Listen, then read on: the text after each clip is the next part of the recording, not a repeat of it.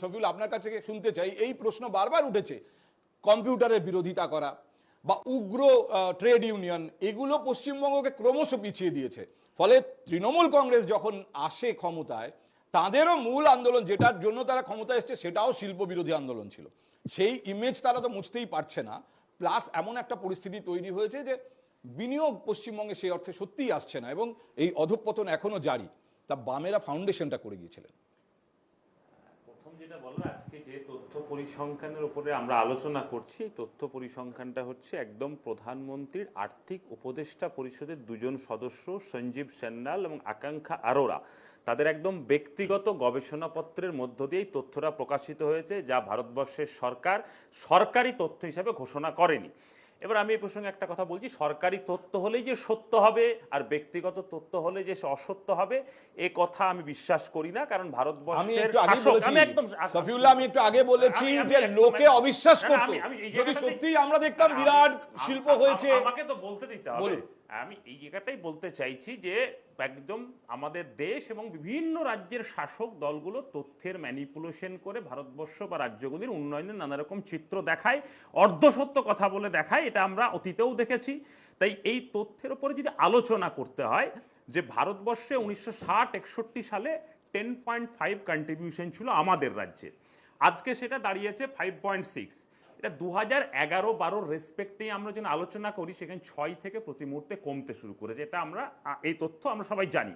এখন এই কন্ট্রিবিউশনগুলো নির্ভর করে কিসের উপর? নির্ভর করে কৃষির উপরে, নির্ভর করে শিল্পের উপরে, নির্ভর করে চাকরি পরিষেবা ক্ষেত্রের উপরে। পশ্চিমবঙ্গের কৃষিটা আছে বলে ওটা পাঁচে আছে। এক্স্যাক্টলি এই জায়গাটাই বলতে চাইছি।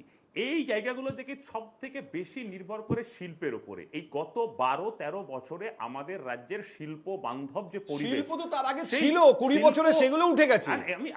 আমাকে তো তাড়াতাড়ি বলুন, আমাকে তো অন্যদের কাছ থেকে শিল্প বান্ধব পরিবেশ, এই শিল্প বান্ধব পরিবেশ গত 12-13 বছরে নেই।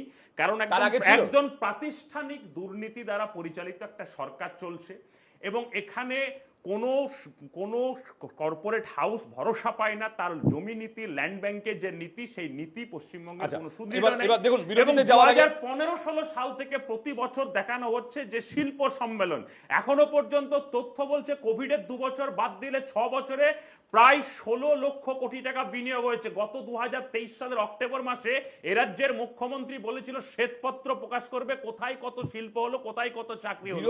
আজকে পর্যন্ত বিরোধিতা করা সহজ। আমি একটা জিনিস বুঝতে পারলাম। শফিউল্লাহ, এক মিনিট আপনাকে না আর সময় দিতে পারছি না, সরি শফিউল্লাহ, আমি একটা জিনিস বুঝতে পারছি। 1960-61 সালে আমাকে জাস্ট 1 মিনিটে শেষ করতে দিন।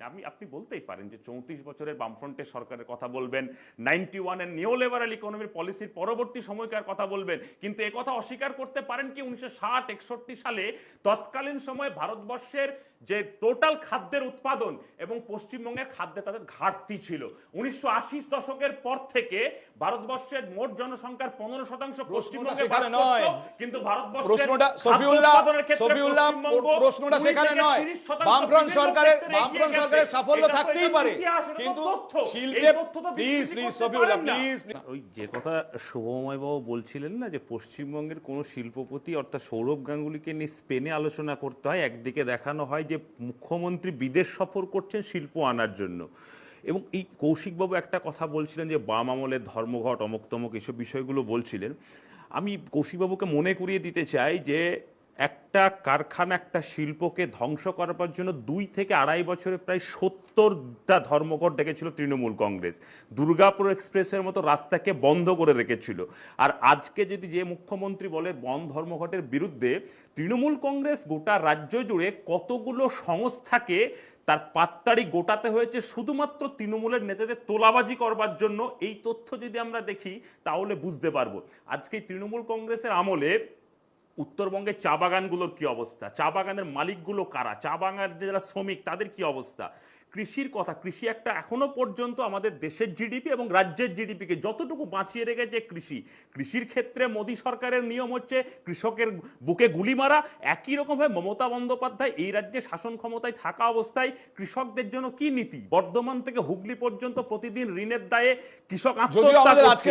আর আমি যে জায়গায় শেষ করবো, শঙ্কুদা একটা কথা বলছিল আদানির সিপোর্টের কথা, কিন্তু শঙ্কুদা যদি এই কথাটা বলতো, এখানে 1 মাসও হয়নি ভারতবর্ষে এরকম 10টা সংস্থা যারা দেউলিয়া হয়ে গেছিল, যাদের 61,832 কোটি টাকা ব্যাংক লোন ছিল, সেই লোনের মধ্যে 45,800 কোটি টাকা মুকুব করে দিয়েছিল। পরে দেখা গেল ওই সংস্থাগুলো আদানি কিনে আজকের নিয়েছে। আলোচনার বিষয় নয় আসলে কিন্তু। গোটা দেশ জুড়ে এই সৈফুল্লাহ, জিডিপি যেমন আপনি আমার দিকে নিয়ে যাচ্ছেন আমাদের আলোচনা। দেশের চীন বলে আমাদের দেবে নাকি? রাজ্যের কন্ট্রিবিউশন চীনের যদি কত দালালি করবে কৃষি তোমরা? শিল্প আর এই চীন পরিষেবার ঠিক করে উপর দেবে নির্ভর এখানে করে, কিভাবে অর্থনীতি চলবে। ভারতবর্ষের জিডিপি ওইখানে একই চীনা কারণে product নির্ভর চলে করে না। যে ভারতবর্ষ রাজ্যটাকে উন্নতি লং করতে করে পারে। বারবার বাজিয়ে গেছো। স্বাধীনতার Please, 75 সন্তু, আপনি বছর ট্র্যাপে পা দেবেন। ভারতবর্ষের শফিউল্লাহ, আপনি যে